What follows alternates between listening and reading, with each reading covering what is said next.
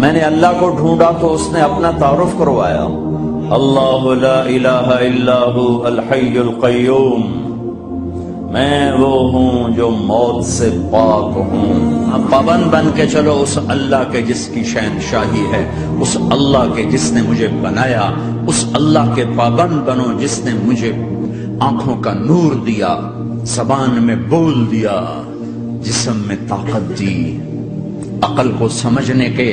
اوصاف دیے۔ اس اللہ کے پابند بن کے چلو جس نے قرآن کو اتارا، جس نے دھرتی کو بچھایا، جس نے آسمان کو اٹھایا۔ آسمان کی چھت میرے اللہ کے قبضے میں ہے، زمین کا فرش میرے اللہ کے قبضے میں ہے، ہواؤں کے جھونکے میرے اللہ کے قبضے میں ہے، سردی کا موسم میرے اللہ کا ارادہ ہے، گرمی کی تپش میرے اللہ کا ارادہ ہے، بادلوں سے پانی کا گرنا میرے اللہ کا ارادہ ہے، برف کا گرنا میرے اللہ کی بادشاہی ہے، اور طوفانوں کا آنا، بجلیوں کا چمکنا، بادلوں کی گرج، موسموں کا تبدیل ہونا، درختوں کے پھل، پھلوں کے ذائقے، ذائقوں میں خوشبو، پھلوں میں مٹھاس، پھلوں کے اوپر کور، چھلکے۔ ایک انار ہی میرے رب کی قدرت کا شاہکار ہے، دانا دانا ذرا جوڑ کے دکھاؤ، پھر اس کو پردوں میں لپیٹ کے دکھاؤ، پھر اس کی پیکنگ کر کے دکھاؤ، پھر اس میں رنگ بھر کے دکھاؤ، پھر اس میں ذائقے بھر کے دکھاؤ، گائے کے تھن سے نکلتا دودھ دیکھو،